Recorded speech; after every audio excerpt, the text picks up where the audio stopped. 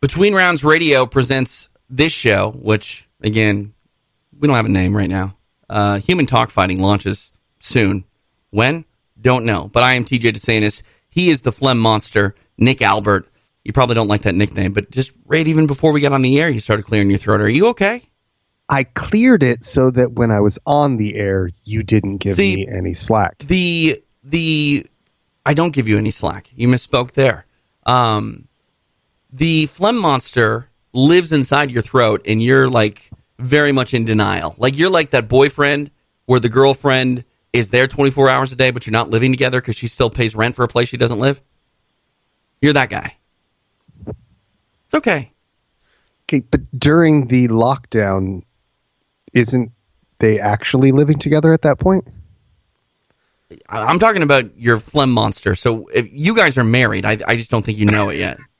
Like you're in a committed relationship. Mm. I mean, the phlegm monster may travel for work like several months at a time, but you guys are together. It's all right. I'm not mad at you. I think a lot of it has to do with I don't talk. Is that an insult to me? Do I hog the mic too much on this radio show?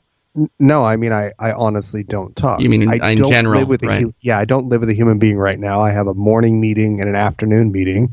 I don't know if that sounds glorious or terrible. I realize that I don't know the sound of my own voice until I hear the podcast. Oh, man, yeah. I don't talk enough. I kind of miss those days. Because a lot of people say that when you hear yourself on tape, it sounds completely different. I hear myself the way that I sound. Mainly because I wear headphones all the time. Like, I can literally hear myself through a pair of headphones. But I hear myself in every vocal imperfection I have when I'm talking to anybody. Which is bad because I can't turn that off. And, like, I'll just be talking to someone at the gas station. And I'm pretty quiet. Like, I don't really, like, I find myself in stores when I come around the corner and almost bump into somebody. I'll say, excuse me, but it's almost like inaudible. It's like I almost like mouth it. Like, oh, excuse me. Excuse me. Excuse me. It's like, wait, speak up, dummy. Oh, well. It's not fight week yet, but what is next week? Is it like fights week? Return of the UFC. Yeah, fights week. Yeah. Right? Like next Friday or Saturday or whatever, we'll kick off fights week. Like plural, fights, 1 week, fights week. Yeah, it's International Fights Week. When I say international, you say fights week. The 9th, the 13th, and the 16th. Get ready, Florida. You're about to like break your all-time UFC record in 1 week. I'm still confused. We talked about the venue. What's up, Lemmy? It's all right. It's all right, man. Don't worry about it. No, it caught me. Mm-hmm. I'm still confused, though, because we talked about the venue, and we know it holds 15,000 people. Right. But they haven't said whether or not people are going to be allowed inside. I don't think people are going to be allowed to be inside. And I was thinking, why on earth would they use the venue like that big? I think I've kind of made up a plausible scenario in my head. Do we know what the venue is called? It is the Veterans. It's the YFS. I need to know what that stands for. I should probably look that up, maybe. Yeah, I'll have to. Oh, jeez. I didn't have it in front of me. That's not your fault. I mean, I should have it too. Too many computers in here pressing the wrong keyboard. There's nothing like trying to type into a keyboard that is not hooked up to the computer you're looking at. I've definitely not gonna work. I've stopped a few recordings that way by accident. Because you hit the space bar and it's like the Bi-Star Veterans Memorial Arena. Okay. When I look at this is interesting. When I look at Wikipedia, it says UFC 249, May 9th, 2020. Location, Guiné-Bissau, and then a bunch of stuff in Portuguese, Sao Paulo, Brazil. So no. Nope. No. But yeah, no, it also has ViStar Veterans Memorial Arena. I don't know what ViStar is. They're a credit union. Okay, well, that credit union is not getting any play as the ViStar Veterans Memorial Arena when nothing's going on there. So that arena probably gave the entire building to the UFC for pennies on the dollar. Or free, just so they can get their name rights out there. And the UFC probably wants that big of an arena, just so, they don't have to scale it down. I mean, that was the thing about Tachi. If they were going to do it at Tachi, I'm thinking it was probably going to be in the Tachi Fights cage. There was going to be no overhead lights. And make sure you don't get someone like Stefan Struve on the card, because if someone high crotches him, his head's going to hit the ceiling. He wouldn't be able to be in the workout area in the back. No, absolutely not. He honestly wouldn't be able to. I don't think you can be over 6'3", 6'4", and walk around back there. I can jump up and touch the ceiling, and that's not a joke. And I have no vertical jump, okay? I got to hop. But yeah. It's kind of like Pride right now. Because this fight card is like literally right around the corner. We don't totally know everyone that's on the card. Well, the fight card was released, so... Right, but like for the week after that. No, they've announced today one of the fights for the May 16th event. But I think they're still filling in the 9th and the 16th. Yeah, so it's... Or the 13th and the 16th. Right, so it's kind of like... You ready to go? Mm-hmm. We will not be doing roundtables. We may do a roundtable for the 9th. Depending on the looks for the 13th and the 16th by next week, we'll make a decision at that point. You will get 3 beatdown after the bells, though, which I'm excited about. Mainly because there's nothing to do still. All eyes will be in the octagon. And, take that back. Apparently you can go to the beach here. Yeah, I started seeing pictures from San Diego, people out at Dog Beach down in Obi, which I didn't realize that the beaches were back open. You're not going to a beach in L.A. County. I promise you that. L.A. County is still very much, you don't leave your house unless it's essential. Well, actually, this is the problem. The entire state is still on a lockdown order where you don't leave your house unless it's essential. That said, why are counties going, this beach is open? Can you explain to me one essential reason why you would need to go to a beach? Please, any reason whatsoever. There's a whale that's you've lost come on shore and you've got to remove it. There's a Greg Savage joke in here somewhere. Going to stay away from it. I love you, Greg. Happy birthday, Greg. Is it his birthday? It was his birthday yesterday. Yeah. I knew it was an April birthday. I think it was the same day as Jeff's dad's birthday. Again, you can't come up with a real essential need for a beach to be open. It's not possible. And I open this up to my Facebook friends, which if you're listening right now and you want to become Facebook friends, I adore each and every one of you. No, sorry. Follow me on Twitter. But yeah, no, like I can't understand, and I've begged anyone to tell me why in a stay-at-home order a county would say, let's open up the beach. Oh, physical fitness. No, a beach is not essential for physical fitness. Health, mental health. No, sorry. Not a thing. If a beach were essential for your existence, no one would live in Las Vegas. And don't try to tell me Lake Mead. Okay, no. No, but what I was going to say is temperatures have been rising across Southern California right now, right? Yeah, it's. I had to close my window in my studio because someone outside was using some sort of power tool, and there's no central air in this building. And My room runs roughly probably 10 to 15 degrees warmer than the rest of any place my studio's ever been because too many computer monitors and computers and things like that. I would guess that it's probably 85 to 90 degrees in this room right now.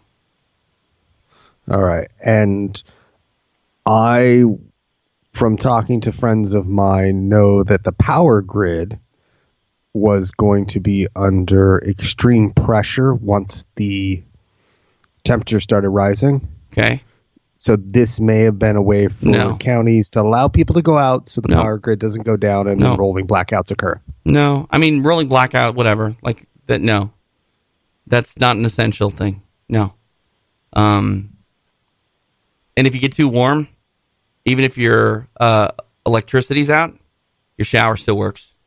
Just put it on cold and get in there. Started taking cold showers, by the way.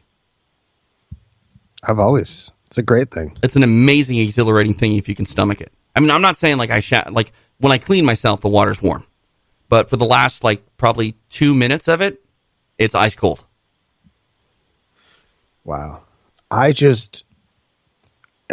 got used to it probably about 2 years ago.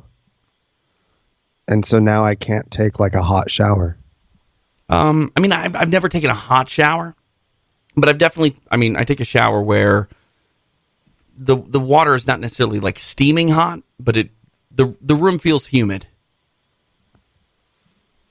But now I've been finishing with a nice cold shower. So, but yeah, no, I'm sorry. I don't understand it. I'm happy that life is getting somewhat back to normal, but not trying to make a political statement here whatsoever. It just doesn't, like, you can't have a stay-at-home order. And, like, when I open up my GPS to try to get to work, because I'm terrible with directions, and no matter how long I live here, I'll never figure out the roads. I'm fairly decent, but, with Waze, you always have, like, a benefit to turning it on, because if the road is closed or there's a bad accident, it'll, circumnavigate any issues for you automatically. And, when I open up my Waze, today was the first day, and they haven't lifted the order, but today was the first day where my Waze didn't have a notification that said, don't drive unless absolutely necessary. What? Yeah, because there's a stay-at-home order. That's the stay-at-home order. You are not to leave your house unless it's absolutely essential. Okay, but I thought the beaches were open. Right. Again, I don't understand it. Don't leave your house unless it's absolutely essential that you leave your house, and these beaches are open. That's like saying you're diabetic, don't eat any sugar unless your blood sugar is out of control. Here's a whole box of Twinkies.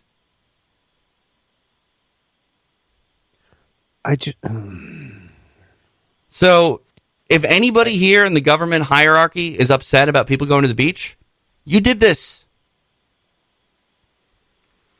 Have you talked to Eddie this week to hear the latest conspiracy theory? No. I did. Hey, by the way, we are now able to monetize on YouTube.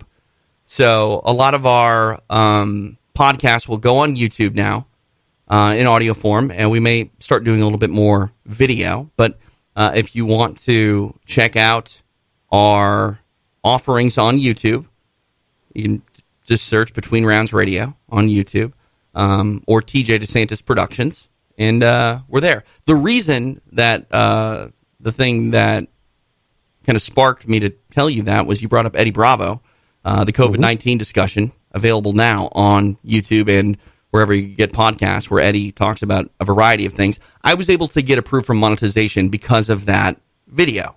The reason being, I got like 60,000 views or whatever in the time that it was up, which allows me to get the minimum number of watch hours met so we can be monetized. Literally, as soon as I get monetized, I get an email that's like, yeah, by the way, just want to let you know, anything that is a conspiracy theory with COVID-19 is not monetizable, and you will be barred from this. So I'm like, all right, perfect. That's fine. I don't need to monetize that. At least I can monetize, though, moving forward. That's good. Yeah. Is there a new conspiracy theory? There is. Let's hear it. So the big asteroid that will be 3.9 million miles away from Earth on Wednesday evening. Okay. Is that far? It's in between here and the moon, so it's kind of close. The moon is that far? Yeah. Really? Wow. How long does it take to get to the moon? That was like 3 days. I don't know. I just read the article. I understand. And then I went down the conspiracy theory. Hey, I'm just happy you read the article. Most people just read the damn headline. No, I was reading through it, and then I went down a Reddit rabbit hole. So the reason why it's been a global lockdown. The moon is 238,900 miles. So no. Unless this asteroid is going to get between us and the moon at some point. And if that's the case, that's terrifying. Yeah, well, but it won't hit us. Don't panic. Source? That's the headline from space.com. Who's space.com? What company is that? That's NASA. I mean, it's space.com. Is that NASA? I would assume NASA would have NASA.com or .org. It will stay 3.9 million miles away from our planet. It will stay that far away. Well, possibly. You're telling me 17 different things right now, which is exactly why I can't read Facebook. This is why I don't read NASA science webcasts. Oh, that's a random pop-up. I went through to watch a NASA scientist webcast today after work, and they started talking about, well, it's as big as the Empire State Building, but that wasn't the conspiracy. The conspiracy theory rolls around with, they found this back in November, but it's going to hit Earth. And they needed to try to figure out a way to where there wasn't global panic. And so what they did is they concocted this virus, set it loose, told everybody they had to stay at home, because if they knew that a big rock was going to hit the planet, everybody would just go batshit crazy and have orgies and stuff. Well, if a big rock is going to hit the planet, aren't I entitled to that? This is what I thought, but apparently it was, like I said, it was about 4 hours last night. I'm confused. Like, if the world's going to come to an end, why would we want to restore order until the end? Because they don't want people just going crazy doing whatever they want to. But the world's going to come to an end. Yeah, but, the people that are in charge, they're going to figure out a way to get out of here. And they got to be able to come back. What do you mean they're going to find a way to get out of here? Where are they going to go? I don't know. Richard Branson. Who? Richard Branson's got his things. Elon's got his. I'm sure Richard Branson. There's some more. Yes. Virgin. Oh. I thought maybe he was the mayor of Branson, Missouri or something. No, he's a billionaire that owns an island over here that's a tax haven. Fight Island? It could have been. Huh. It actually could be. Well, it can't be because it's probably under some jurisdiction, right? No, it's a He really owns it, and it's sovereign. Yeah, he owns it. It's sovereign. Yeah, it's his island. Yeah, but you can buy an island. It doesn't mean that you create the laws. He doesn't pay taxes. Yeah, of course not. He's a billionaire. Billionaires don't pay taxes. That doesn't tell me if his island is sovereign. Have you watched the Panama Papers? No. It's a documentary. It's really good. You should watch it. Basically, it talks about how the elite don't pay taxes. Oh, I already knew that. Well, Iceland is the only country really that did anything about it. Like threw their president in jail or something. But it's Iceland. So it's a private island in... Okay, but is it sovereign? If someone invaded it, what army shows up? Land ownership. It's a British Virgin Island. Right. Okay. So yeah, it's under UK. Island. Yeah, UK. So if the UK says no sporting events, can't be Fight Island.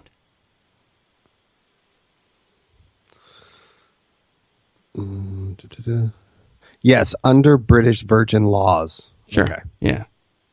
See, that's what I'm saying. Like, I want to see the island that is literally sovereign. I don't think one exists. Hasn't every piece of land been claimed by some country? I mean, there's islands out in the middle of nowhere that somehow are ruled by the Dutch.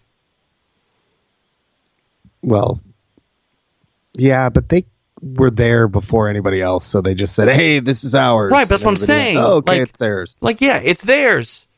So whatever, the Netherlands say goes there. And if they say no sports there. Even if it's 1 billion miles away, like the moon, according to you. Okay. I know where it's going to take place. Florida Keys. U.S. That's part of Florida. Right, but it's again, Florida Keys. but again, you're like the idea of Fight Island was it was sovereign. It needs to be under no rule whatsoever. And again, I don't know if such a place exists. Well, if Dana bought it, we know that we can invade it because he's not got an island or he's got an army. Yeah, but again, if you buy it, it doesn't mean it's removed from the governing jurisdiction of a country. And what many I'm saying people is own islands. If he's found in Sovereign Island and it has no affiliation with any country. Let me look up sovereign islands of the world. Because if there's a sovereign island and it's not owned by somebody, yeah, well, just go claim it.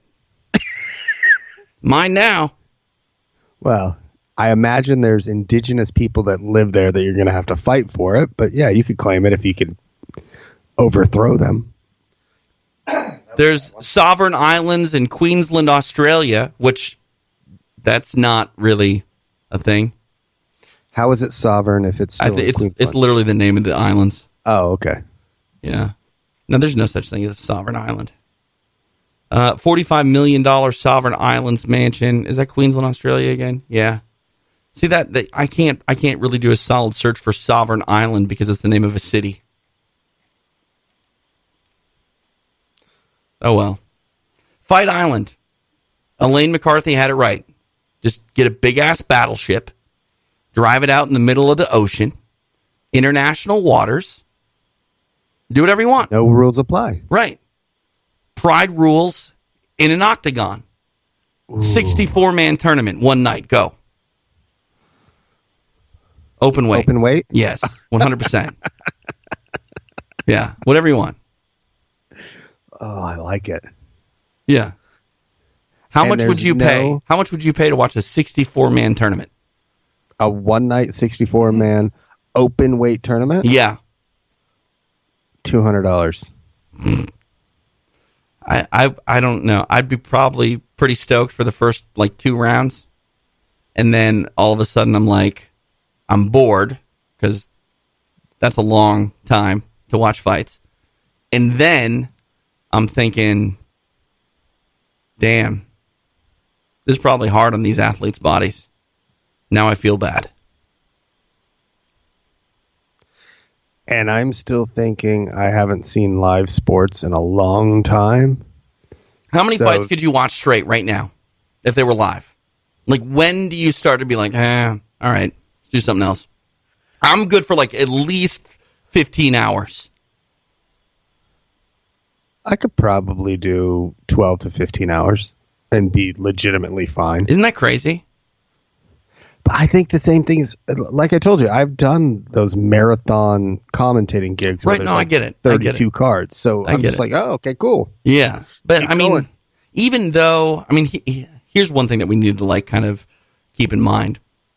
It's still a card on television, meaning we're going to have 20, 30-minute periods where, oh, that fight went too quick. Let's break down the main event again. We throw it to the panel. Or there's going to be constant commercials for Fight Island. Fight Island. 2 men enter. I don't know how many leave. I thought we already established that they said 2 men enter, but we couldn't figure out how anyone leave because there was no way to leave the cage. Right, yeah. 2 men enter. Somebody may leave through a door. or climb over the cage. I don't know. That's one thing I always thought was crazy is when you have people do the backflips off the cage, like Crazy Horse did that. Yeah. How did he never just destroy a knee, especially in King of the Cage when, like, gosh, I mean, I can't imagine it was always the most even landing surface. And Crazy Horse, like, you look at Justin Gaethje, and when he does it, he looks behind him before he does it. Oh, yeah, no, Crazy Horse did not. Oh, Bennett just didn't give a heck. No. He just ran up, jumped up on, and just did it. Yeah. If there was a human being there, No. it was a Sunton. Yeah, I mean, it was Brock Lesnar's WrestleMania 19 or whatever, like Shooting Star Press. Yeah. I've been going down the rabbit hole on Fight Pass lately, and I don't think I sent you that tag team match. Didn't. No. Maybe we'll watch it on the air together. Okay. Might be fun. I found a video of a fight that I had only heard about.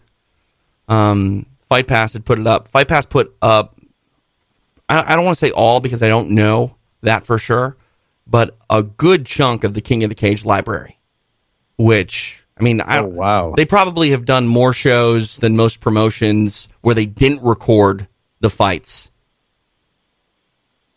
And, yeah, like I found Sam Morgan versus Shannon Rich. Ooh. And Sammy's a very good friend of mine. Did you ever meet Sam?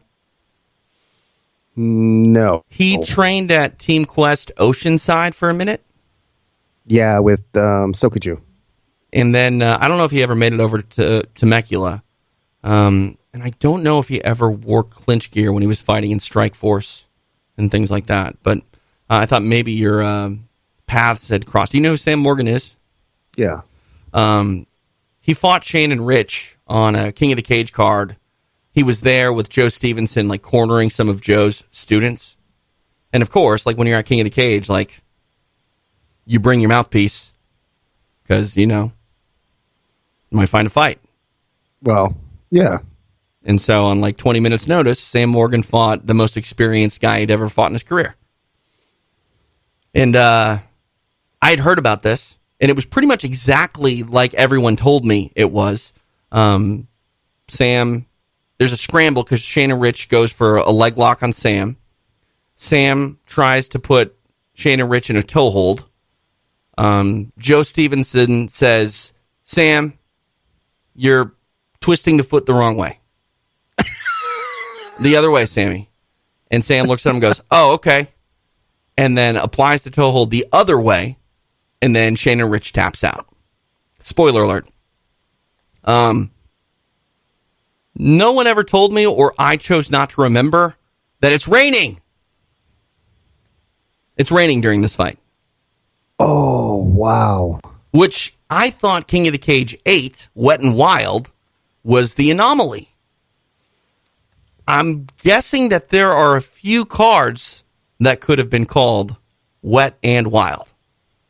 Because this one was, I mean, when was this fight? 2005? So this is many years removed from King of the Cage 8. I'm guessing at Saboba it's rained more than twice. Yeah. I would love if Fight Pass could chronicle all the rain shows on one playlist for me.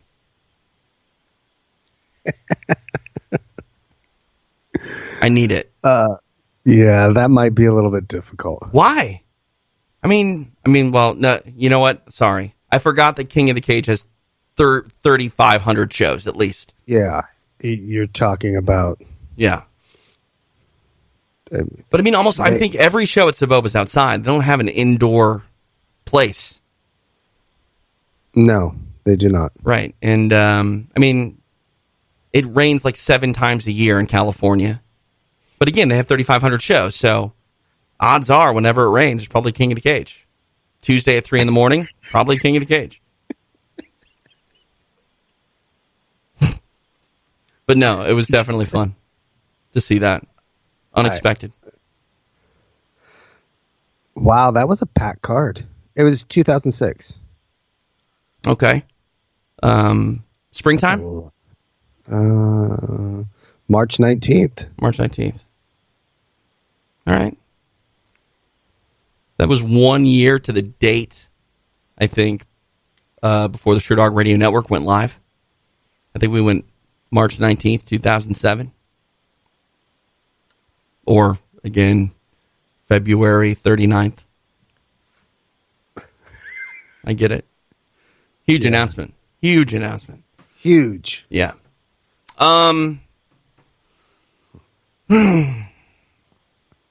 It's almost upon us. UFC 249. They're sticking with that number. I'm happy about this. Me too. Because I think we figured it out. They've lost 3 UFCs to date that were numbers and just kept going. Yeah, they just skipped over 3. So let's just do it back. Let's just run it back. 240. Yeah, 246. This would be 246. Yes, let's run. Okay, so we're just going to do 246 over again. 246 part 2. 246 part 3.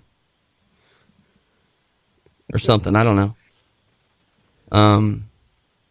Yeah. I'm excited for it. What are your thoughts on Ferguson and Gaethje and the fact that Tony cut weight once already? Kind of crazy. I mean, I'm happy it's happening, but like, if Tony looks bad at all, and that's the thing too, like, I feel like everybody on this card is going to get a pass. If they're not themselves or they don't look the way that they should, like, what has anybody's training camp really been like? Are we going to see some catch weights? I think both Tony and Justin will make weight. Well, Tony's already done it, so it would be really bad if he failed to make weight, and he made weight 2 weeks ago. Yeah, I'm not sure. I'm not sure how fresh everyone's going to look. Just because, when you're working through the camp, normally this week is that just, get the weight all ready. But I don't know if they have that peak time to actually do some sparring. Right. There's just a lot of questions that I have, and I'm sure we're all going to see exactly what happens with it. But yeah. I'm excited. From all accounts, the pay-per-view price is not crazy, right? It's not going to be $8,000. No, I haven't seen anything where he's talking about it's going to be $1.5 million just to because view the. It's the only thing that's on. Only thing that's on. I'm paying for it, whatever it is. I probably. Gosh, I remember someone called probably like a year ago, 2 years ago. It was like, yeah. What do you guys feel about the UFC upping the price for that last show? And I was like, what? What do you mean? I don't know. I just hit buy, click buy. But, yeah. All right, we'll take a break. We'll come back, talk more about some of the current events going on. And I got a new toy, and I'm pretty excited about it. We'll tell you all about it on the other side of the break. You're listening to Between Rounds. Do you keep an eye on me on Facebook? I do and I don't. I don't spend a lot of time on Facebook anymore. Right. It's just gotten far too political for me, so I try and circumvent that in my life. See, I try to bait people into conversations on Facebook that my sole intent is just to get everyone to agree that whatever talking point we're talking about is ridiculous and doesn't make sense. Like, there's a stay-at-home order, but the beaches are open. A WEC veteran gets on there and starts telling me about, no, it's essential to my health. No, it's not. It's not. Sure, I get your point, but no, it's not. Can't come up with an answer that is appropriate. Well, McDonald's are open. It has nothing to do with that. Not just because one thing doesn't vibe with the other is not an excuse. Wait, your McDonald's are back open? They've always been open. Oh, wow. Ours are closed. Places where you can go get food are open. You just can't go inside. So it's like you want to go through the drive-thru, have a mask. They'll have someone hand you your food with a mask and gloves on. Yeah, some of the restaurants here are open for like takeaway or delivery only. Right. but all the fast food restaurants like McDonald's and Five Guys and stuff like that all closed. See, I mean, well, Five Guys I don't think is a drive-through place. Well, here we don't have a lot of, like, in London, like where I live in London, there's not a lot of drive-through places. Right. Just because you don't have a lot of space, yeah. Yeah, I mean, I saw a drive-through Chipotle not long ago, and it blew my mind. Oh, it's the newest thing. It was their revamp. I own shares in Chipotle, and so I was in on the earnings call, and it's their revamp to get more people because... Right. Sorry about the E. coli or whatever. No, it's because fast food, Mexican food is such a big thing. They're trying to expand that to other places. I wouldn't call Chipotle fast food, but I guess it is. I'm not trying to like make a health stance here because I'm sure it's not any... I mean, I know it's not any healthier than fast food, really. I mean, look at the caloric intake of one of those shells, those tortilla shells. You just eat one of those things and it's like, great, now you can't eat for 5 days. But yeah, like, I don't know, like it's like Subway. You can't have a drive-through Subway. Like half the reason you go there is to watch them make your food. I mean, you still get E. coli apparently, but whatever.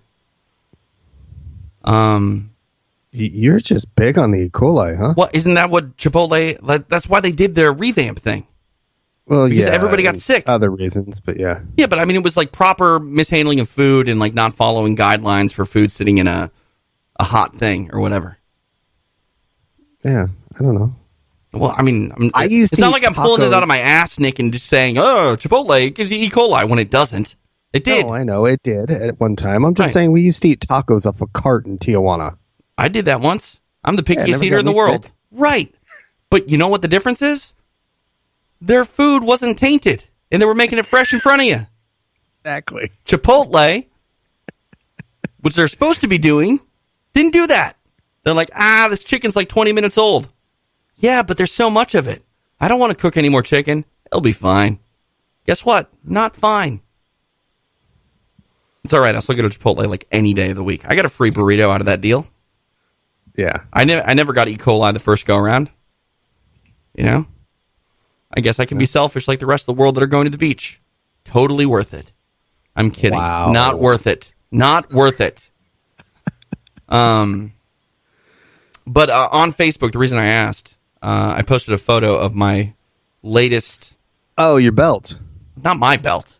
It's your belt. No. I mean, I own the belt now. It was given to me. But the only reason it's cool is because... No, stop it. Don't ruin this for me. I like this thing. I'm proud of it. I don't want you to be like, oh, now you play dress up?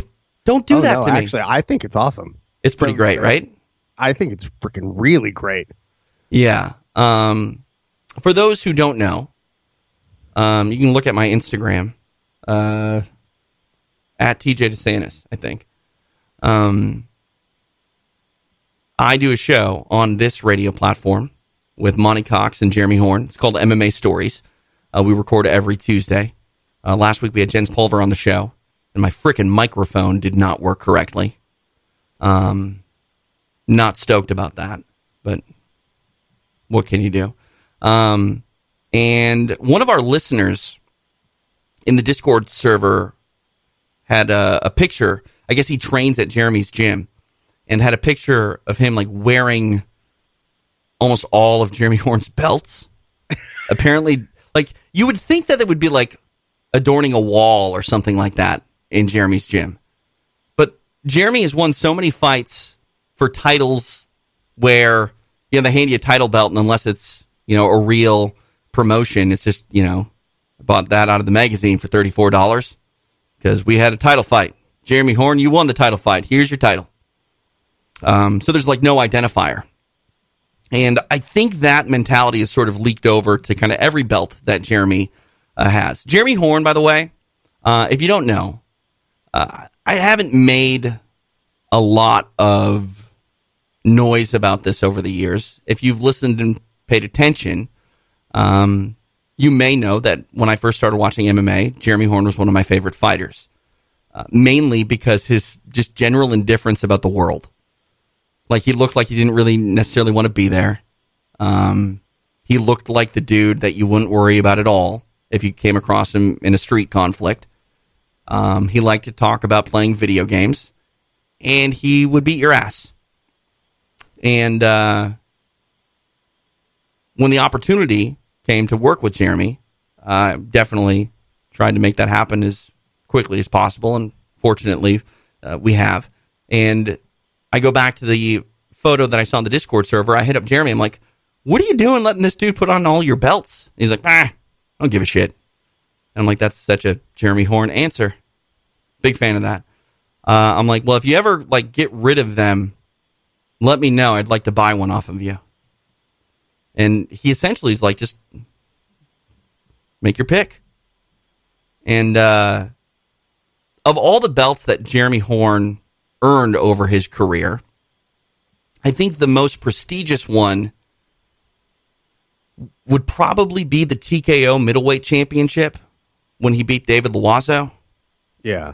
I don't remember who he beat. I think he beat Vernon White for the King of the Cage light heavyweight championship.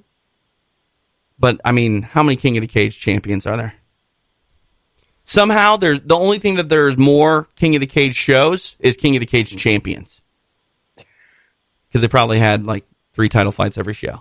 I remember there was one time when there was, like, 3 current bantamweight champions of King of the Cage. Wow. And maybe I'm making that up, but it sure felt like it when I looked at the Wikipedia entry of, like, all of their champions or whatever. They've definitely had simultaneous champions. That would be very funny if, like, a division for a promotion had, like, 3 champions, and they're just have no problem calling it the King of the Cage disputed welterweight champion. And then at the end of the year, there's a tournament for the undisputed title. But you'd need to have 4.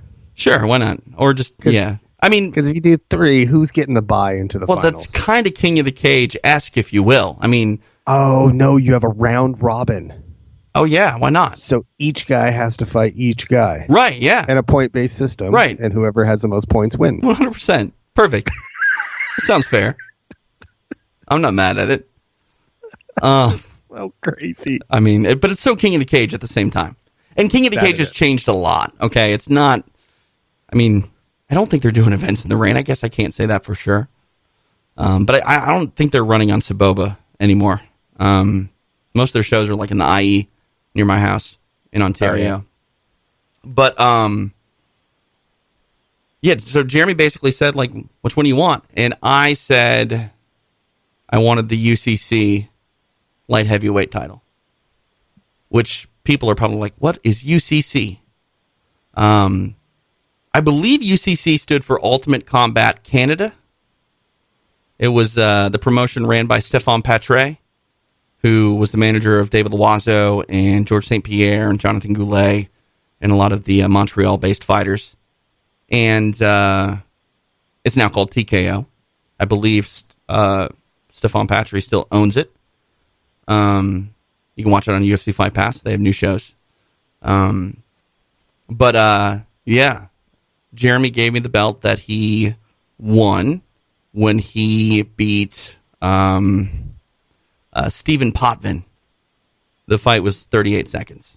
And one of the coolest things that I've ever got to do, like, my kid doesn't really give a shit about MMA. I mean, he doesn't, like, not like it. He just, it's a thing to him. You know what I mean? Like, for a lot of people, like, if your dad watched golf when you were growing up, it was just something that was on. Yeah. It's very mundane for him. I mean, every once in a while, Oliver will see it, and then he just starts, like, shadow boxing, which worries me because he's going to accidentally hit something and realize punching the wall hurts.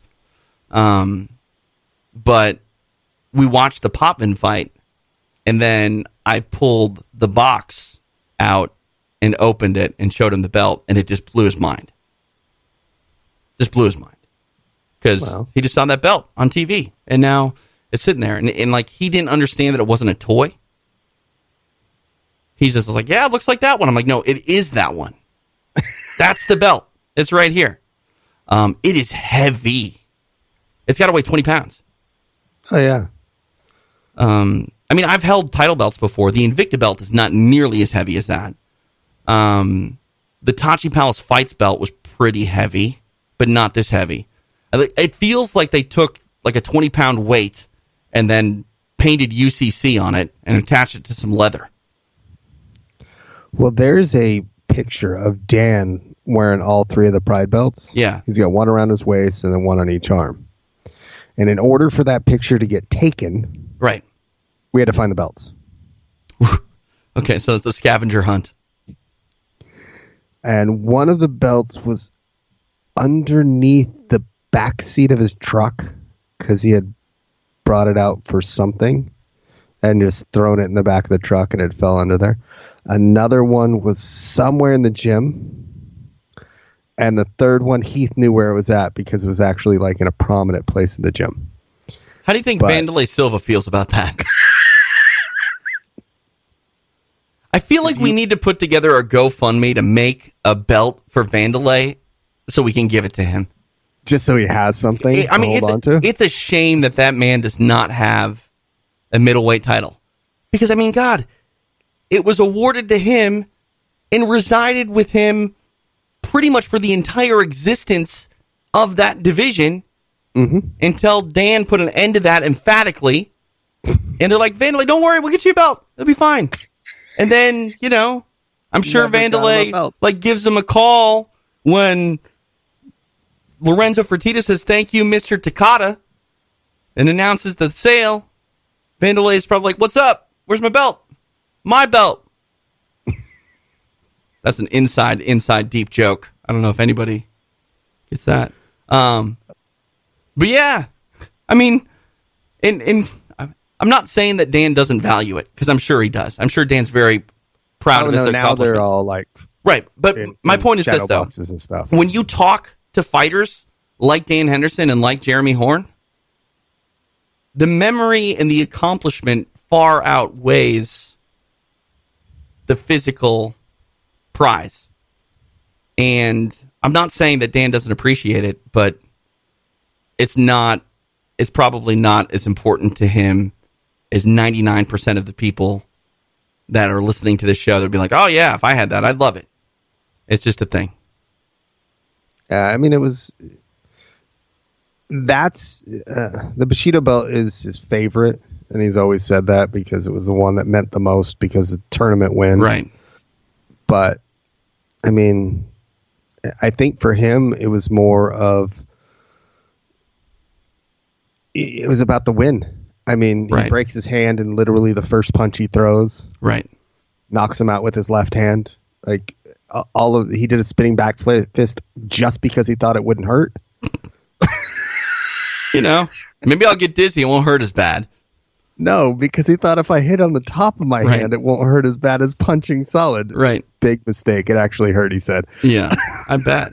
MMA has been a wonderful, weird, personal journey for me. And that was one moment that I'll never forget. First off, I somehow ended up at Dan Henderson's for a barbecue. The annual barbecue. No, it was just like after practice. It wasn't a big thing. Wasn't a big roast? No, it was, he like made elk. It was weird. That's Dan. Right. And I had to go to the bathroom. And he's like, yeah, go in there. And like, I go to the bathroom and then I'm walking out and I look at the mantle and there's the Pride middleweight title. And by that, I mean like the light heavyweight title, the one he won off of Vanderlei, but they called it middleweight over there. Yeah. And I'm just sitting there looking at it and I'm just like, I'm in Dan Henderson's living room, and that's the middleweight championship of Pride Fighting Championships. And then Dan came in, and I was like, oh, there's the belt. And then he told me a story about Vanderlei not having one. And I'm like, oh, my God, this is crazy. This is crazy. And the only reason he told me that, he's like, yeah, the UFC made like a Jakks Pacific replica, and they needed me to take pictures of the belt because it's the only one that existed. And he's like, I had to find the thing first. And I'm like, what do you mean you had to find the thing first? Like, I don't know. And take it around sometimes, show it to people, and then sits in the truck or whatever, you know. That's, you know. Like, okay. Because he used to show up at radio, like, interviews with it. I mean, because the DJs would go crazy for it. I don't know what that thing is worth. Like just straight materials. I don't know if it's precious metals. I don't know what it is. Knowing Pride is probably precious metals. Mm-hmm. But I know that a lot of belts are just leather and iron or whatever. Like, I don't know what it is. But that doesn't mean like there isn't a value to it. I have no idea what that title would go for on eBay. That would break eBay. I would hope, but it's also something that, like, if it's sold for like $5,000, it wouldn't surprise me either. And $5,000 being very cheap. Yeah. I mean, if I was a guy where money wasn't an issue, I'd easily drop 50 grand on that. Easily. Oh, yeah. And I think what would end up happening is you would have these, like, sports memorabilia guys who want that one thing that, I mean, because it's a one-off. There is nothing. It's not like a Super Bowl ring where every year there's a new one that comes out, right? Or like any other championship belt where they give the champion a new one, right? I mean, I remember Matt Hughes had so many that I didn't even know Matt Hughes like rode motorcycles, but he made like the fender of a motorcycle one of his belts, like literally like took one of his belts, twisted it up, and made it a fender on a motorcycle.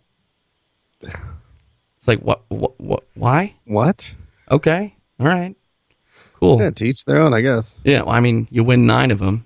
Do whatever you want, I guess. Yeah, if you give them a new one each time. Right. Now the UFC doesn't do that. You get one. You get one. Yep. And then every time you win, you get a jewel. The question is, if you get one, and every time you win, you get a jewel, are they precious metals? I would hope so. I'm hoping so. Like the BMF title apparently costs like 50 grand. What? Yeah. Why? I don't know. I'm hoping because it's silver or something. I mean, that's what I hope. If it's not, and then, I mean, I don't know. Apparently, like, to make a mold of a B and an M and an F, it costs a lot of money. Well, I mean, I think there's a lot, like, I see a lot of belts now with guys like on the amateur level. Mm-hmm. And they always take it back to like their team and it hangs up at their gym or something. Right. But I still remember Pettis. Oh, yeah. Oh, yeah. Should I wear this thing out to the bar? Should I wear this thing out to the bar? Can I wear this thing out to the bar? Yeah. And I'm like, wait, are you even 21? Like, I don't even know how old you are. Can you get into the bar? Right, yeah. What are you talking about going to the bar? I mean, if anything's going to get you into the bar, it's going to be that belt. Yeah. Yeah, you're going to have to be wearing it to get in. But I mean, we played a old Savage Dog Show promo where he talks about like sleeping with the belt. One night, had to sleep with the belt. But nobody wore the belt places like Tim Sylvia. Yeah. I remember he threw out the first pitch at a Dodger game like the day after he beat Andrei Arlovsky. Oh, no. And don't worry, I mean, like, the pitch was fine. It wasn't a strike, but it wasn't like 50 Cent, you know what I mean? But he was wearing the belt? Of course he was. Oh, my gosh. I was like, all right, I'm not saying that you got to kick your leg up or anything, but that belt is going to hinder your ability to, like, move. I mean, it was always funny when Tito Ortiz would wear the belt when he would, like, corner Rico Rodriguez, and he had it on backwards because he had to bend over, and he can't bend over with the belt on. Mm-hmm. I just... I mean, hey, you win the belt. It is a big deal. It's a huge accomplishment. So if you want to show it off and walk around with it, more power to you. What is the functional value of giving a belt? Why is it a belt? Because, I mean, if you look at a belt in general, it's weird that the belt won out. Because suspenders are a much more logical solution. Like, a belt that ties the pants around your waist. Suspenders holds them up. So why in combat sports did we award belts? Why not crowns? Crowns? Yeah. I mean, that's functional. It's more functional than a belt. If you just won a title, you don't need a belt to hold your shorts up. And the belt is a symbol of you being the king of a division, or queen for that matter. When you won a K1 Grand Prix, they gave you a crown, didn't they? Yes. It was something that they gave you to put on your head. I think it was a crown of sorts. I can see Mark Hunt in my head with it on. But I mean, yeah, like who's like, you know what? The winner of this fight, we're going to get a belt and we're going to put metal and jewels on it. Like, why not a big necklace? A belt. I would love to know the origins of championship belts. Okay, I went down a horrible rabbit hole because I asked that exact question, and I ended up on Reddit, and it talks about Greece and random... What, like Penn and St. Pierre won? No? No. Oh. Like Greece as far as... was it Penn and St. Pierre too? It was 1483... 143 CE in Athens, Greece. It's the best notable beginning of the boxing belt award according to historians. It was not necessary boxing, but ancient Greek combative sports, which boxing is one of them. It was a tournament battle of the two strongest warriors coming from the east and the other from the west. They said the whole world came to witness this battle. The whole world? See, hyperbole started at this event too. Yeah, all the way back then. Decided to give a golden belt to the winner to hold the pants from falling. Okay, so what were they doing before then? Oh, I'm not a champion, so I don't have pants that stay up. I don't know. I just find it funny. Now I just want to start championship suspenders. Can we get that going?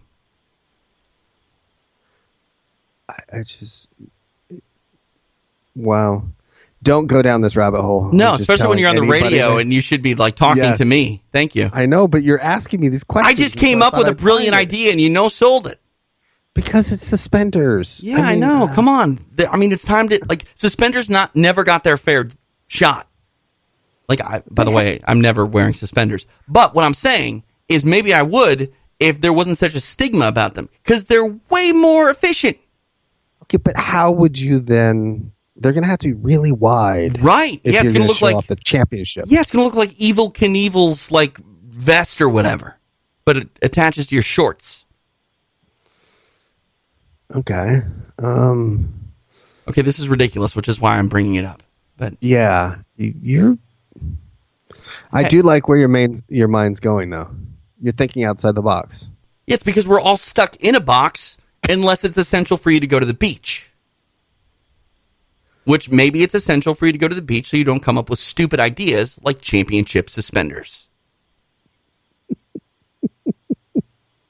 I like your idea. Why not? I think King of the Cage should do it. I'll talk to the guys at Cage Warriors Southeast Academy. I'll see if we can get suspenders instead of belts for the next amateur title.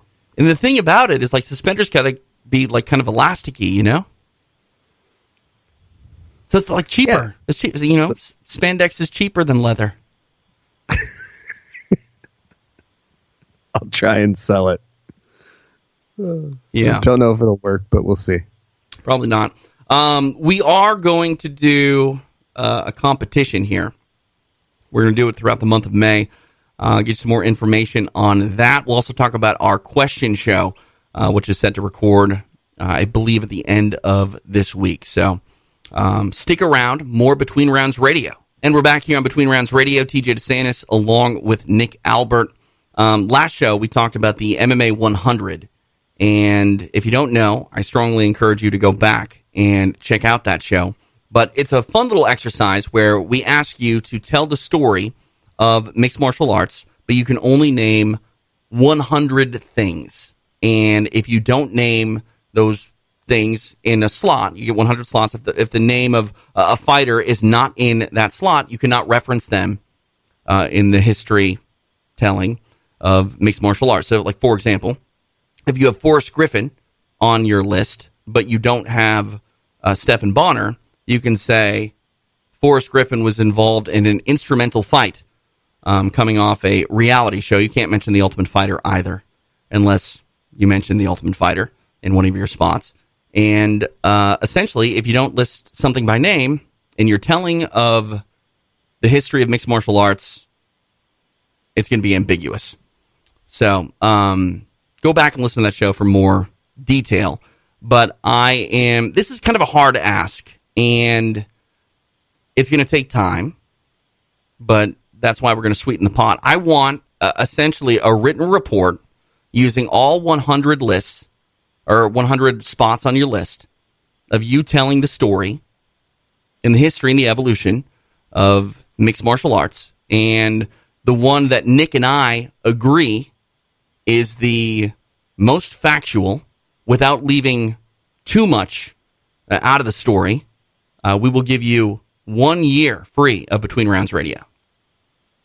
That's a value of $120.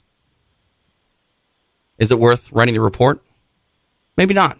But if you're bored, get free Between Rounds Radio moving forward.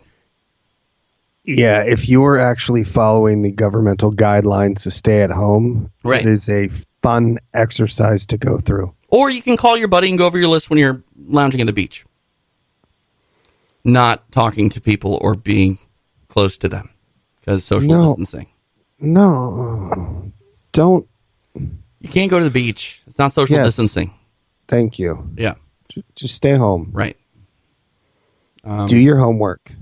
Yeah. Come up with your 100. I'm tempted to do it myself because I know I never did a report like this in high school like I was supposed to. So I feel like I kind of owe myself one. But, whatever. I think it's fun. And we'll read it on the air. Basically, like what I'm really interested in is reading the ones that don't win. No offense to the people that write them, if they do write them. Because I want to know if they forgot something very important or, have the conversation with them after they turn it in and be like, okay, what did you cut? Why? Or just look at it from a historical standpoint and go, okay, but that means we don't have this, and this. Right. We're going to forget about this. Right. Yeah, those things just no longer exist. Right. So some rules for it. It can be as long as you want it to be. Please don't have it be so long. And when you list something that is on your list, please submit it in a Word document and have the name of whoever's on the list in a different font color. And when you use that name, please start it with an asterisk so I can quickly do some magic and make sure that you didn't use more than 100 or forget any, etc. So, I think it'll be fun. We'll do it throughout the entire month of May. So it'll be due June 1st. And the winner will get a year free of Between Rounds Radio. And maybe we can sweeten the pot and give them something else. I don't know what, but we'll figure it out. Yeah, I'll talk to some people and see if we can't get a goodie bag of something. Right. That'd be cool. Yeah. And then we also have our question show coming up at the end of next week. If you don't know, $10 through PayPal, DeSantisMMA@gmail.com. Submit your questions there. It can be asked of anyone on staff. We've got about 8 questions. I'm not limiting it at all. So as many questions that come in, we will make sure that we ask them. When you send your PayPal, make sure you send it friends and family. Don't put buyer protection on it because you can't be protected. It's not a thing. And also make sure that you send me an email, DeSantisMMA@gmail.com, with your question so I can ask. And if it is for a certain person, you have it, for someone in mind, make sure you include that as well. So, anything else we need to get to before we get out of here? I mean, there's a lot we've left on the table, which might allow us to do another episode later in the week. But Yeah. Yeah, the way I figured is most likely if there's only going to be one round table going into it because we're not sure what's going to happen on the 13th and the 16th, it leaves the door open for the possibility to talk about some stuff later on in the week. Fights week. It's almost like sweeps week. The biggest week in fighting ever. Is that true? Well, I mean, I'm just saying in 7 days, it'll be... There had to be a time where there was a UFC card and a Pride card on the same weekend where it was just monumental, historic fights that surpassed this fights week. I'm looking just down the UFC 249 card. Mm-hmm. It's a pretty damn good card. Like, so you're calling it now the biggest week in combat sports history? No, I'm just saying this fight right here, this fight card for 249 is a very deep card. Yeah, I'm excited for it. And, there's matchups that are on like the early prelims that I'm going, that's a really good fight. Right, yeah. We're going to have to get you on one of these beatdown after the bells, probably. It's Friday night, I think, right? Is it one of them Friday? Yeah, I mean, either way, it's only 4 o'clock in the morning. It's no big deal. I mean, I don't know if you're being sarcastic, if you're being honest. I'm being honest. Yeah, okay. Good. I'm going to stay up to watch it. Good, so. Perfect. Might as well hang out with me. Yeah. Yeah, all right. We'll be back later in the week. MMA stories headed your way tomorrow on Between Rounds. I got a new Behind the Paywall headed your way, and then that question show will be coming hopefully this week too. Maybe early part of next week, but we'll let you know. For Nick Albert, I'm TJ DeSantis. This has been Between Rounds Radio.